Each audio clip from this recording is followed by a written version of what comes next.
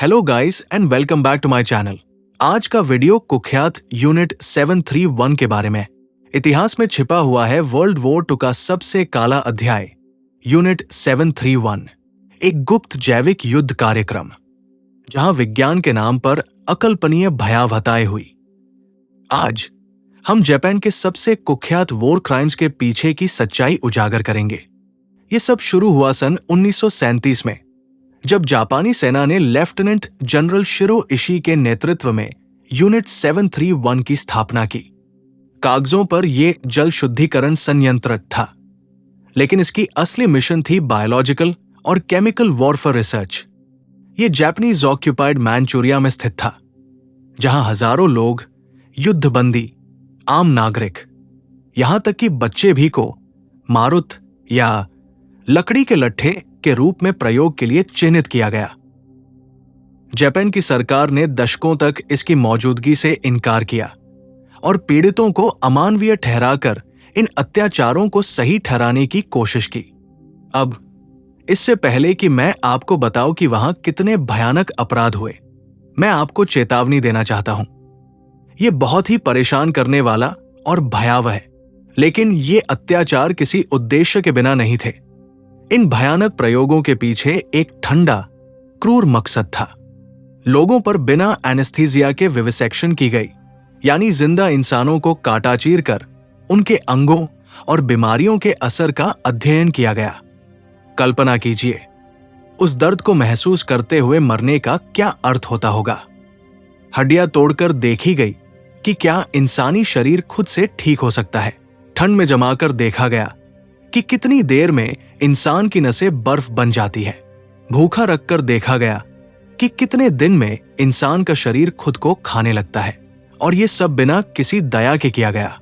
अनुमानित 3000 से 12000 लोग इस प्रयोगशाला में मौत के घाट उतार दिए गए, लेकिन असली संख्या शायद इससे भी ज्यादा है।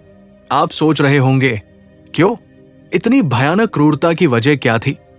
दुखद सच्चाई यह है कि वे इन एक्सपेरिमेंट से डेटा इकट्ठा करना चाहते थे ताकि जैविक रोगाणुओं को हथियार बनाया जा सके।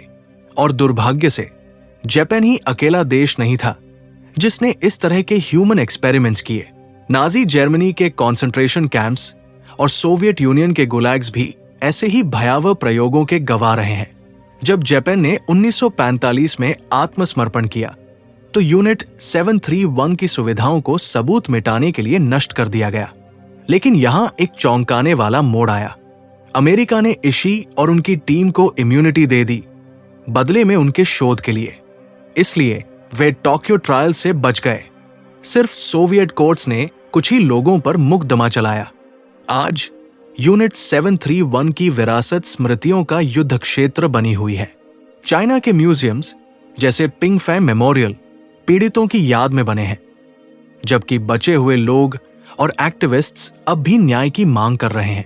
हालांकि जापान की सरकार अब भी अपने अतीत को कम करके दिखाती है, ये कहते हुए कि डायरेक्ट एविडेंस मतलब सीधा सबूत की कमी है।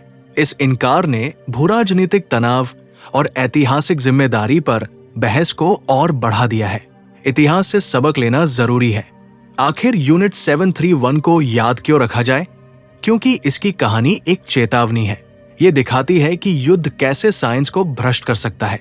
ये दिखाती है कि कैसे सत्ता न्याय को चुप करा सकती है, और ये दिखाती है कि कैसे मानवता की नैतिकता इतनी आसानी से बिखर सकती है। वर्षों तक गुमनाम और मौन रहे पीड़ित इतिहास में सिर्फ एक फुटनोट बनकर नहीं रह सकते। वे हमारे स्वीकार, हमारे चिंतन और हमारे संकल्प के पात्र हैं। फिर कभी नहीं। अतीत के अंधकार का सामना करते हुए हमें पूछना चाहिए, क्या वास्तव में इतिहास से सबक लेना संभव है?